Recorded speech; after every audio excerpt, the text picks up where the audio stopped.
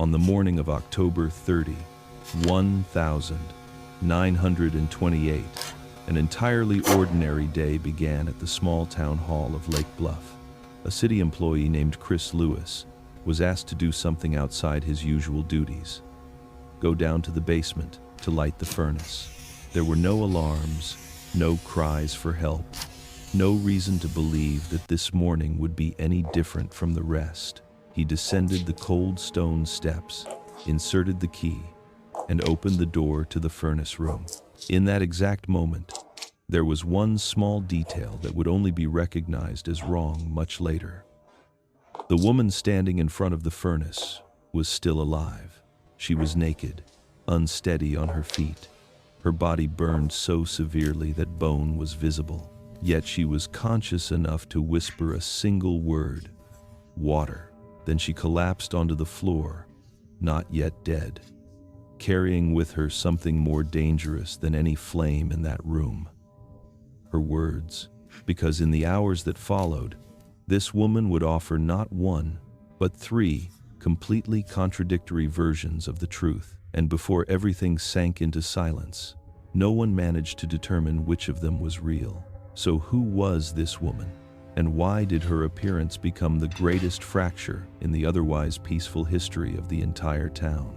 The woman removed from the basement that morning was quickly identified as Alfreda Knack, 29 years old, a resident of Deerfield, approximately 15 miles south of Lake Bluff. Within the community, Alfreda's name was familiar in a positive sense. She had studied at the University of Chicago, worked as a school teacher, and for years had been actively involved in her local church, where she regularly taught Sunday school. Those who knew her described Alfreda as gentle, deeply religious, disciplined, and stable. There was no recorded history of mental illness, no pattern of self-destructive behavior, no known social, financial, or family conflict. After leaving full-time teaching, she worked as a book sales representative for a Chicago publishing company and was considered successful in her role, financially independent, and clear about her direction in life. At that time, no one viewed Alfreda as someone at risk. No one believed she was in crisis. No one questioned her safety as she moved through her ordinary routines. If one person in town had to be chosen to be associated with an unimaginable scene like this, Alfreda would have been the last anyone expected, and it was precisely that sense of complete normalcy that made the next question impossible to avoid. What, in the final 24 hours of Alfreda Knack's life, began to slip out of control? October 29, 1928 began as an ordinary workday for Alfreda Knack. That morning, she left Deerfield and traveled to Chicago, where she was scheduled to give a professional talk to colleagues in the publishing industry. There were no signs of stress, no indications of distress. Everything unfolded according to plan. During the day, Alfreda called her sister in a calm, cheerful tone, mentioning that she had purchased some new sheet music and would be home around 7:30 that evening. It was the last time her family would ever hear from her. At approximately 6 p.m., Alfreda left the office and boarded a northbound train, a routine trip she had taken many times before. Around 8 p.m., she disembarked in Highland Park. Under normal circumstances, she would have simply boarded a bus from there to return home to Deerfield. But that evening, the bus schedule had changed. The route she expected was no longer running. The safest option was to wait, but doing so would have meant sitting at the station for several hours late into the night. Instead of waiting, Alfreda made a different decision. She checked her belongings at the station and purchased a round-trip train ticket to Lake Bluff, a quiet suburban town farther north. It was not a transit hub, nor a necessary stop on the way home. At approximately 9:40 p.m., Alfreda stepped off the train in Lake Bluff. No one reported her missing. No alarm was raised.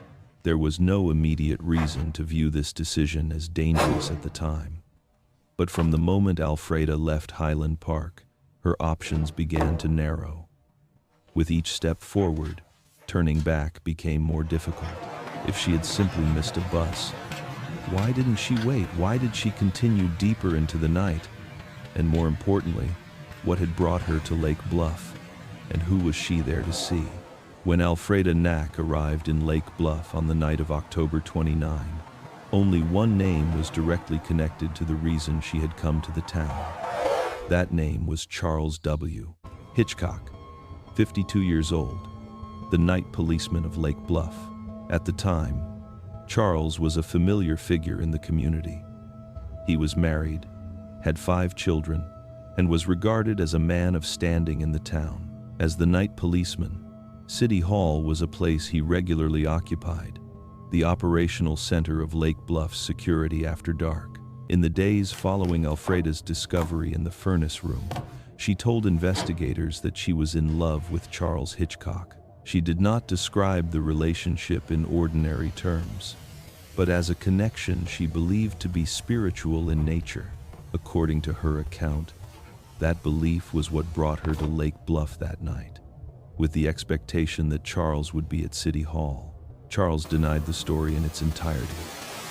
He stated that he had never had a personal or romantic relationship with Alfreda, nor had he ever encouraged her to come see him. More critically, at the time in question, Charles had a broken leg and was confined to a cast.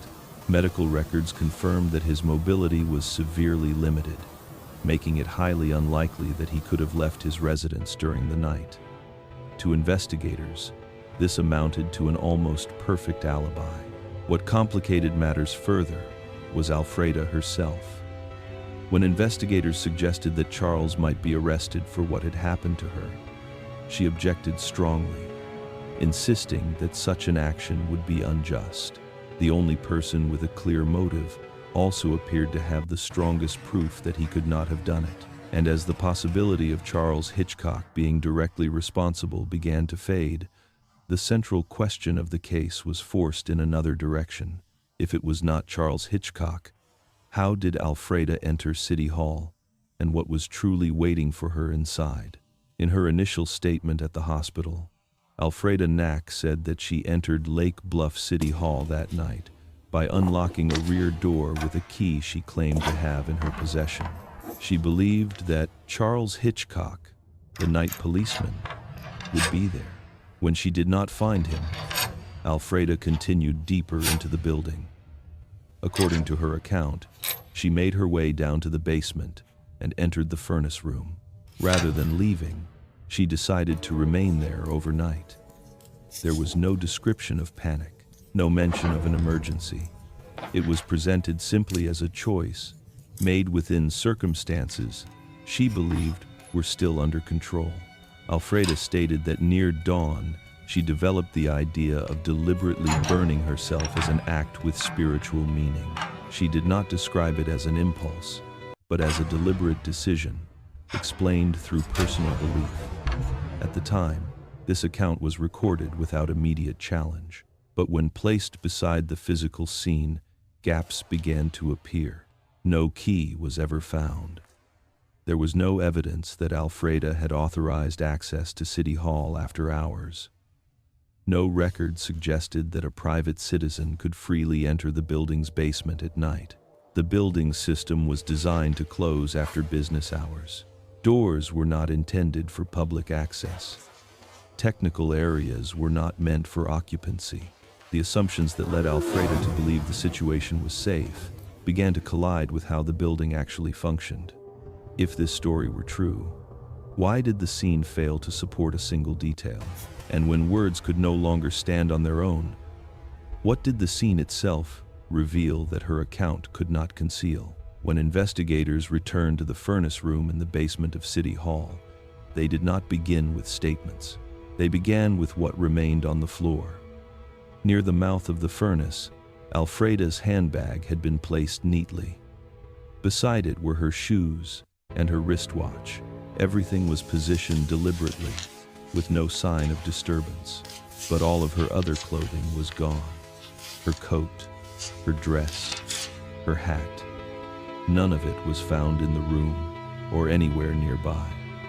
Inside the furnace ashes, only a few charred metal fragments remained.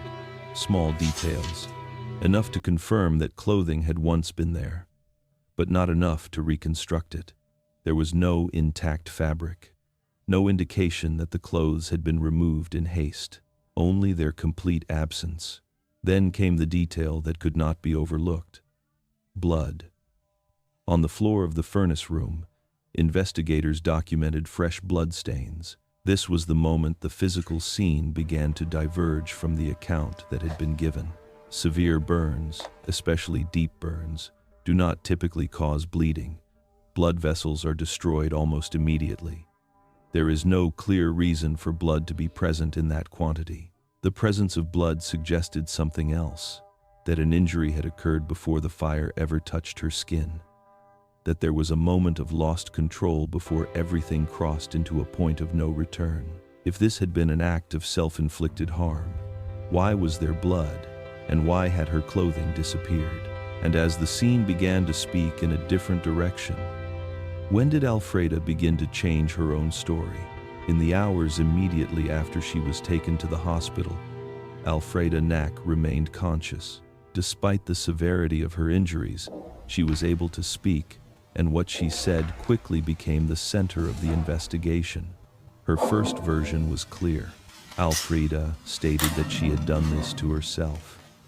She described the act as voluntary, connected to personal belief and spiritual meaning. At that stage, no one else was mentioned. There was no suggestion of coercion.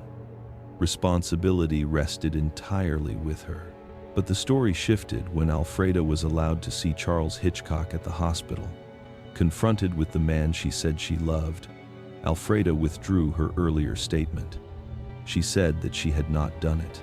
There was no extended explanation, no added detail, only a brief denial. Before that change could be examined, Alfreda's condition deteriorated rapidly. In the final hours of her life, as her consciousness faded and her body began to fail, she experienced a rare moment of clarity. In front of family members and medical staff, Alfreda spoke clearly, word by word. "I didn't do it. They did." Those were her final words. There was no further explanation, no names, no context. Only one detail that could not be ignored. They was plural. One person, three accounts, and none of them fully aligned. A person on the brink of death rarely lies. So why did Alfreda change her story at the moment when she had nothing left to lose? And when words could no longer be trusted, what would Alfreda's body reveal in her place? After Alfreda Knack passed away, her body was sent for autopsy. At this point, there were no more statements to consider. Only physical evidence remained, and that evidence began to point in a different direction. The autopsy report documented a severe blow to the head. The force was sufficient to cause disorientation or loss of consciousness. This was not an injury that could plausibly occur after the body had already suffered extensive burns. It came first. Examiners also noted tissue and vascular damage consistent with contact involving high-voltage electricity. This was not identified as the immediate cause of death, but it indicated that the body had been exposed to a powerful electrical source. Just outside Lake Bluff City Hall stood a high-capacity electrical transformer. This detail never appeared in Alfreda's account, but it existed within the physical environment. Then, there were the burns. Alfreda had sustained third-degree burns on multiple limbs, deep burns that destroyed tissue, nerves, and blood vessels. According to medical experts, under normal physiological conditions, the pain from even a single injury of this severity would be enough to cause rapid loss of consciousness. To carry out the sequence Alfreda had described, a person would have needed to inflict severe burns on several parts of the body while remaining upright, mobile, and capable of continuing the act. Physicians concluded that such a sequence was nearly impossible. No definitive conclusion was issued at this stage. But from this point forward, the theory of self-inflicted injury no longer held up under physiological scrutiny. When testimony had fractured and science no longer supported it, Alfreda Knack's body was left as a question without an answer. And it was that unanswered space that carried the story toward its end. Nearly 100 years have passed since that morning in the basement of Lake Bluff City Hall. Yet the case has never truly been closed, not because of a lack of theories, but because no single theory can stand on its own. Self-inflicted injury, assault, psychological manipulation. Three explanations exist side by side, colliding with one another, yet none strong enough to fully replace the others. No one was ever prosecuted. The investigation ended without a verdict.